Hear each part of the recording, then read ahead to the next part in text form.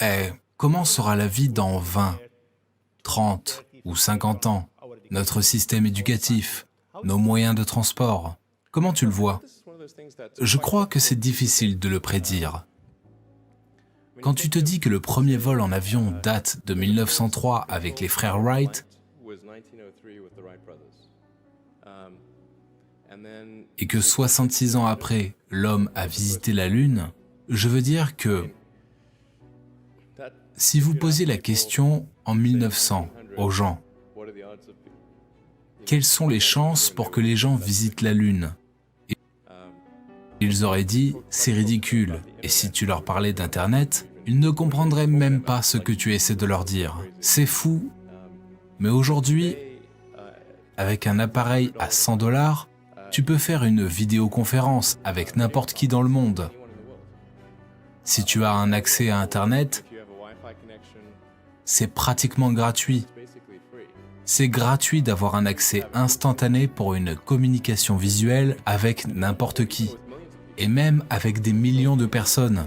Tu sais, avec les réseaux sociaux, tu peux communiquer avec des millions de personnes en simultané et tu peux Google n'importe quoi et poser n'importe quelle question.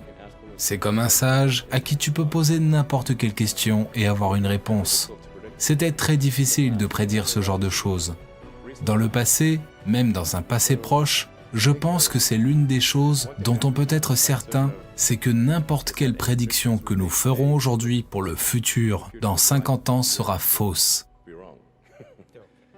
Et ça, c'est sûr. Je peux vous dire ce que j'espère du futur à l'opposé de ce qu'il en sera, car ce serait juste un vœu. J'espère que nous serons sur Mars, et peut-être plus loin que Mars, sur Jupiter. J'espère que nous pourrons voyager fréquemment à travers le système solaire, ou peut-être se préparer pour des missions à côté du système stellaire. Je pense que tout ça sera possible dans 50 ans. Et je pense que ce sera très excitant. Pas obligé de changer le monde. Tu sais, si tu penses que quelque chose a une grande valeur pour les gens, honnêtement, même si c'est quelque chose comme un petit jeu vidéo,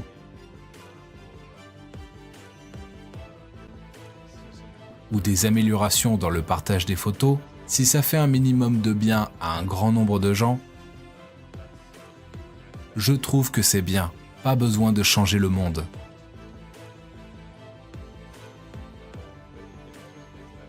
Mais juste d'être bien. Mais tu sais, en termes de choses qui ont plus de chances d'affecter le futur de l'humanité, je pense que l'intelligence artificielle est probablement la seule grande chose dans le futur proche qui a de grandes chances d'affecter l'humanité. C'est très important d'avoir l'arrivée de l'intelligence artificielle d'une bonne manière. Mais c'est quelque chose que si tu pouvais voir dans une boule de cristal et que tu regardais le futur, tu aimerais ce que ça pourrait apporter, car c'est quelque chose qui pourrait mal tourner, comme on l'a évoqué plusieurs fois. On a vraiment besoin de s'assurer que les choses se passent bien. Travailler sur l'intelligence artificielle et s'assurer que ça nous donne un grand futur est la chose la plus importante que je pense maintenant.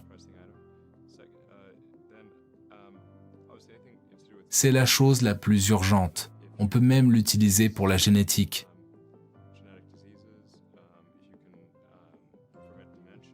Si tu peux guérir les maladies génétiques, si tu peux guérir la démence ou l'Alzheimer ou quelque chose comme ça pourrait être magnifique. Je pense que la génétique pourrait être le deuxième domaine le plus important. Je pense qu'avoir une bande passante vers le cerveau, notre bande passante est actuellement limitée.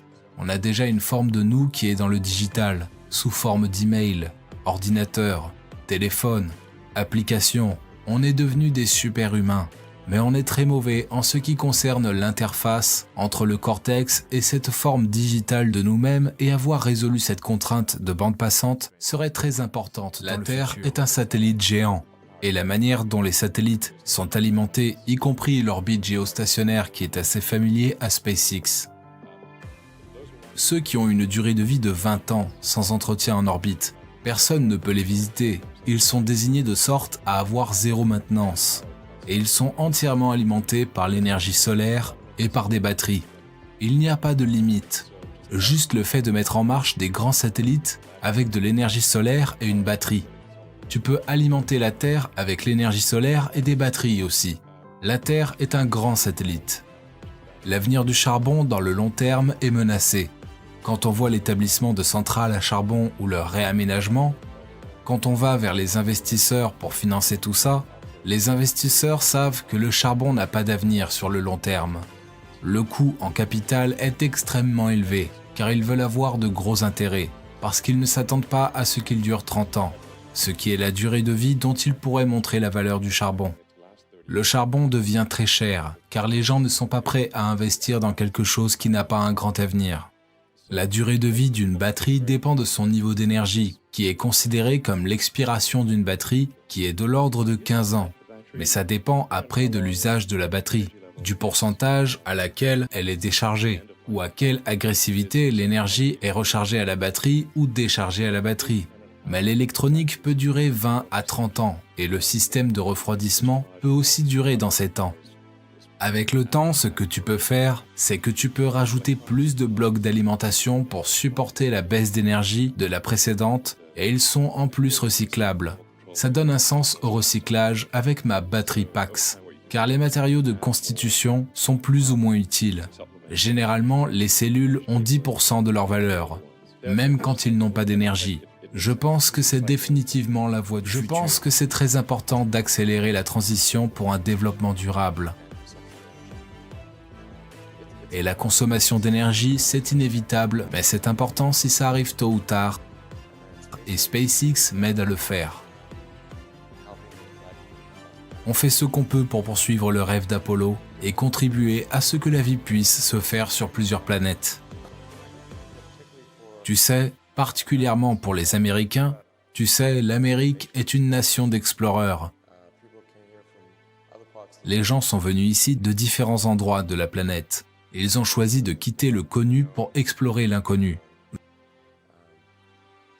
Je pense que les USA est un symbole de l'esprit humain à explorer. C'est pour ça que ça compte autant pour les Américains. Tu sais, tu as pu le remarquer quand il y a eu un naufrage et que 7 personnes sont mortes. Et c'est terrible. Mais tu sais, beaucoup de gens meurent tout le temps. Pourquoi on s'est soucié autant ? Car c'était le rêve d'exploration qui mourait avec ces gens-là. Aux États-Unis, les règles sont meilleures que n'importe où.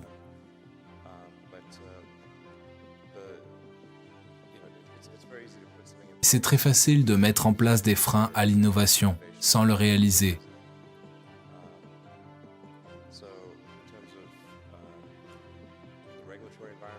En termes d'environnement de régulation, c'est toujours important de se mettre à l'esprit que les régulations sont immortelles, et ils ne meurent jamais jusqu'à ce que quelqu'un les tue, et ils ont beaucoup de gloire. Plusieurs fois, les régulations peuvent être mises en place pour de bonnes raisons.